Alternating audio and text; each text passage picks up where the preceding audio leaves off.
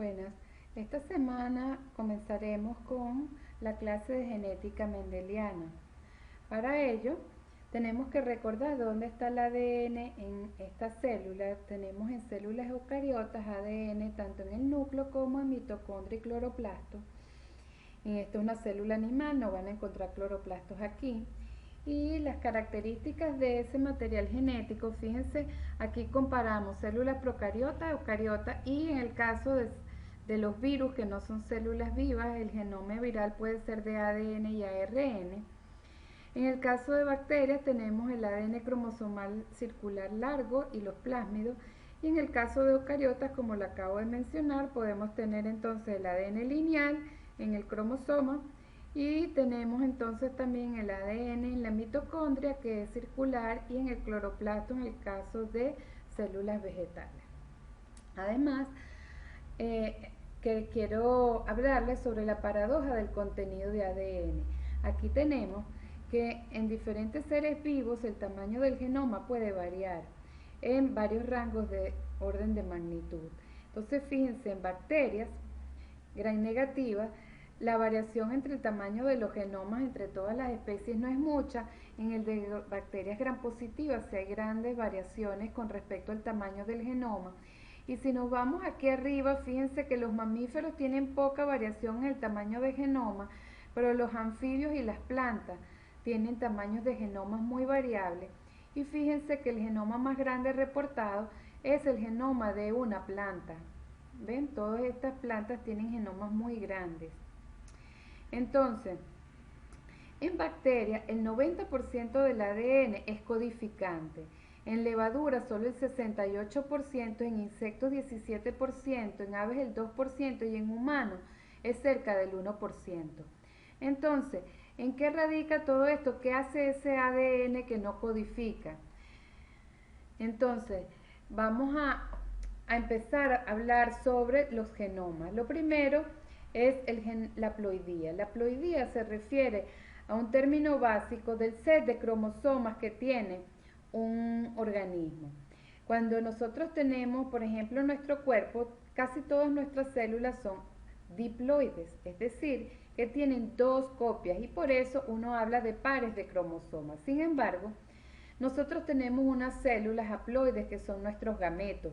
Nuestros gametos solo tienen un juego de cromosomas y ellas se forman, esas células, durante la meiosis.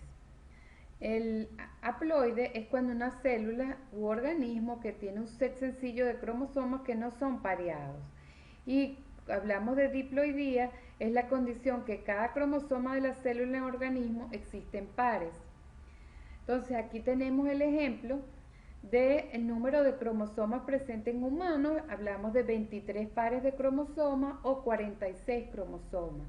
En la mosca de la fruta son 8 cromosomas o 4 pares de cromosomas. Y fíjense aquí, tabaco tiene 48 cromosomas, o sea 24 pares de cromosomas. Este es el cariotipo humano. Y si vemos aquí, tenemos los 23 pares de cromosomas. Y en este caso, este es el par sexual XY. Esto se trata de un individuo del sexo masculino. Lo que quiero que ustedes visualicen es que debido a que nosotros tenemos 23 pares de cromosomas, para cada característica tenemos una copia en un cromosoma y otra copia en otro cromosoma.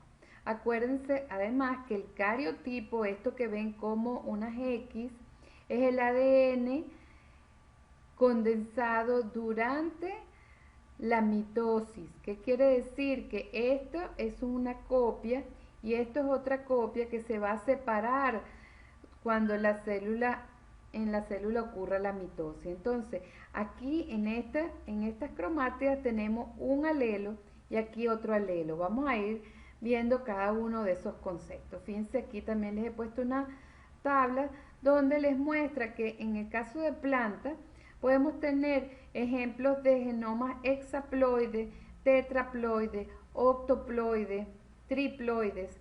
Entonces, bueno, eso es para que ustedes vean que en plantas hay una diversidad de ploidías. ¿Y por qué se debe eso? Bueno, porque la planta solo cuenta con su genoma para poderse defender. Entonces, esto les lleva a ustedes en escala de complejidad desde que el DNA, la doble hélice, parte de ese DNA codifica genes, y digo parte porque ya saben que les mencioné que en el caso de humanos solo el 1% del genoma codifica genes. Luego, ese ADN se puede compactar en forma de cromosomas durante la división celular, y cada núcleo de la célula contiene complementos idénticos de cromosomas en dos copias. Ese núcleo está introducido en una célula y esas células conforman los tejidos. Aquí tenemos nuevamente ejemplos de el número de genes que están presentes. Fíjense, en una de estos de Caenorhabditis elegans hay 6 pares de cromosomas y 19.000 genes. En el caso del chimpancé tenemos 24 pares de cromosomas y 25.000 genes. En el caso de la drosófila, 4 pares de cromosomas y 13.500 genes. Pero fíjense, con respecto a los seres humanos, nosotros tenemos 23 pares de cromosomas y entre 25.000 y 30.000 genes también. Entonces, esto es algo que nosotros, que hemos llamado, ¿verdad? También esa paradoja de la complejidad de los seres vivos. ¿Por qué? Bueno, porque pensamos que por hacer funciones más complejas podíamos tener muchísimos más genes, y resulta que esa complejidad no se ve reflejada por el número de genes, sino se ve reflejada mediante la interacción de esos productos génicos.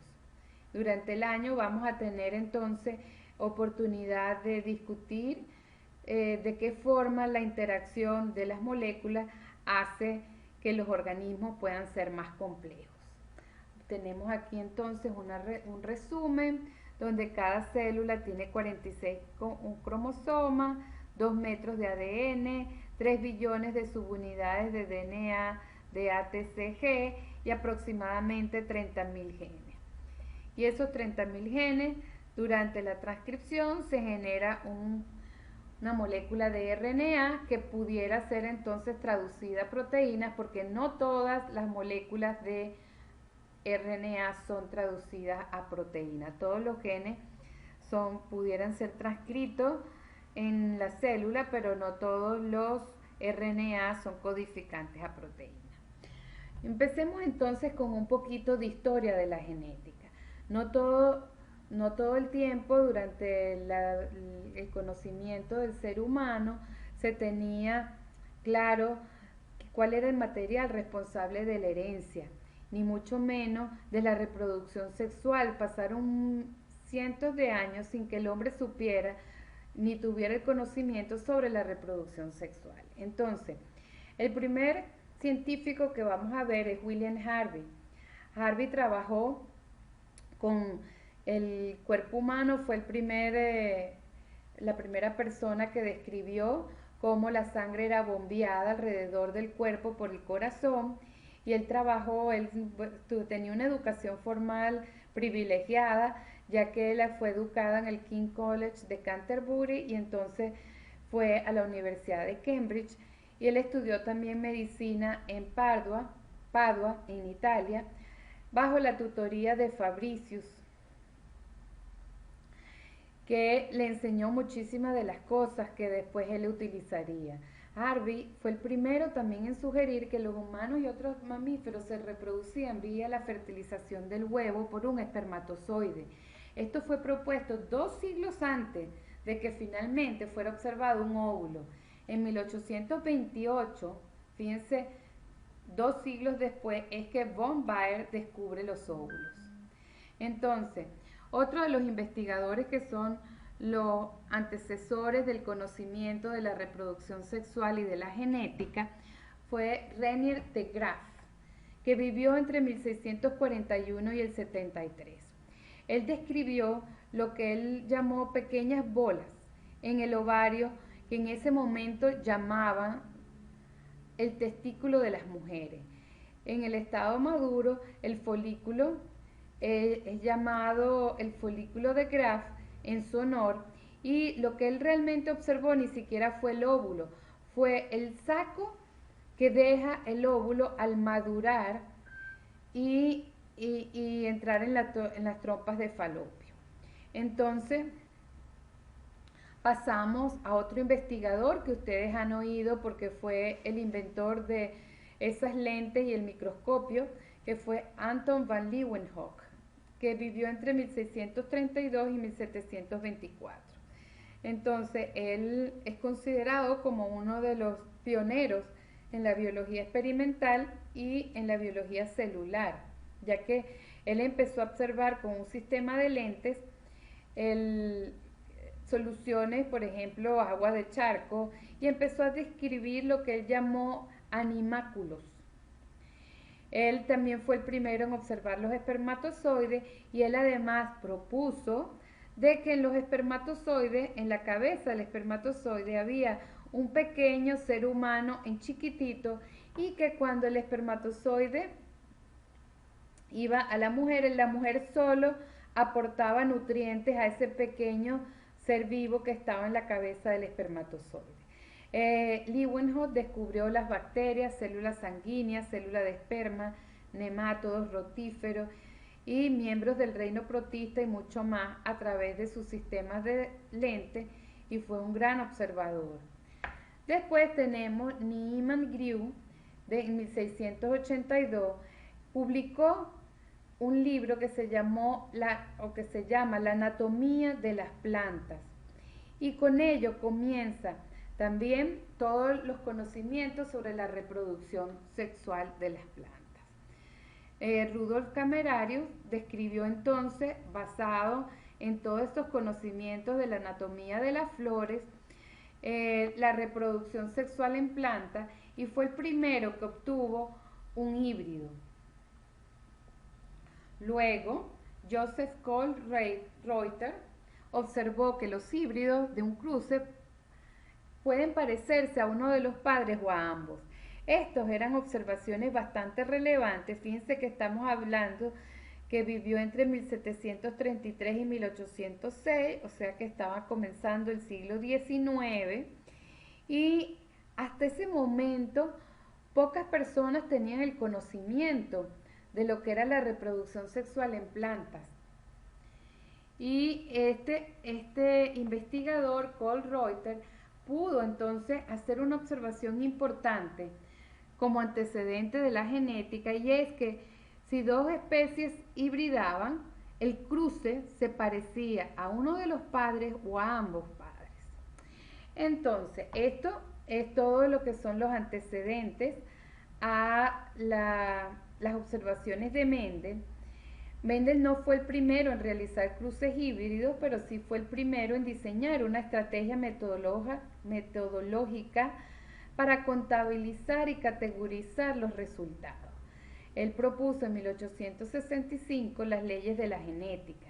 Y fíjense, cuando uno investiga sobre la vida de Mendel, él creció en una granja y él tenía y hacía híbridos durante su adolescencia.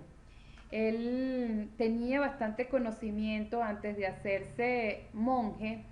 Él ya tenía conocimiento sobre los híbridos de las plantas, y lo que él hizo fue observar y contabilizar y llevar a números sus observaciones. Y esto es algo bien importante, porque no es solo observar, sino tratar de entender, tratar de ver los por qué, y la reproducibilidad de sus observaciones fue lo que los llevó a proponer las leyes de la genética. Sin embargo, todos sabemos que si bien él propuso las leyes de la genética mediante sus observaciones en el siglo XIX, no fue sino hasta el siglo XX que se retomaron las observaciones de Mendel por algunos científicos alemanes, y se empezó entonces a reproducir los experimentos de Mendel y a proponer y a tratar de investigar qué tipo de molécula era la responsable de la herencia. Ahora, pasemos a algunos conceptos que son importantes. El primero es: ¿qué es la genética? La genética es la rama de la biología que trata o estudia la herencia y la expresión de los caracteres hereditarios. Ahora, ¿qué es un gen? Un gen es la unidad física fundamental de la herencia cuya existencia está conformada por variantes alélicas que ocupan un locus cromosomal específico. Esto suena realmente muy difícil de digerir, pero básicamente un gen es un pedazo de ADN que tiene una función y que es capaz de sintetizar una molécula de ARN a partir de él. Esa molécula de ARN pudiera o no ser traducida a proteína, pero como les he comentado ya, físicamente un gen es un pedazo de ADN que codifica y es capaz de sintetizar a partir de ahí una molécula de RNA. Entonces, los genes representan en un genoma diploide un carácter y ese carácter puede variar dependiendo de un individuo. Un individuo que es diploide va a tener dos variantes de ese gen. ¿Qué quiere decir esto? Uno de tus genes viene para un mismo carácter viene de tu papá y el otro gen para ese mismo carácter viene de tu mamá. Por eso es que nosotros somos diploides, es decir, que nosotros tenemos pares de copias de cada uno de nuestros genes. Es decir, cada uno de nosotros tiene dos variantes alélicas que ocupan el locus cromosomal. ¿Y qué es un locus cromosomal? Un sitio específico del cromosoma. Eso fue lo que se estudió con los proyectos Genoma. Es decir, los genes no están ubicados aleatoriamente. En el genoma ellos están organizados en una forma bien específica y las dos variantes o los dos caracteres, el que viene de tu mamá y el que viene de tu mamá, de tu papá, ellos están las dos, uno en cada copia de tu genoma. Acuérdense que ustedes tienen dos pares, somos 2N. Quiere decir que tenemos dos copias de cada gen. Entonces hay el concepto funcional, que fue el que les dije, que es capaz de sintetizar una molécula de RNA, y el estructural, que es ese elemento físico del ADN que lo vamos a definir posteriormente con diferentes secuencias específicas que determinan el gen. Ahora, ¿qué es un alelo? Ya lo hemos definido, es una de las posibles variantes del gen que se distingue de otros alelos por una variación fenotípica. Uno pudiera tener de un gen dos variantes iguales y allí cuando tenemos dos variantes iguales o sea, el mismo alelo, decimos que la persona es homocigota, pero también podemos tener dos variantes o dos alelos. ¿Y cuántos alelos hay en la población? Pueden haber cientos de variantes de cada gen, por eso somos tan diferentes, por eso la diversidad genética. Sin embargo, cada uno de nosotros solo tiene dos variantes máximo y pudiera que tuviéramos solo un alelo, o sea que seamos homocigotos para ese carácter. Ahora, ¿qué es el genotipo?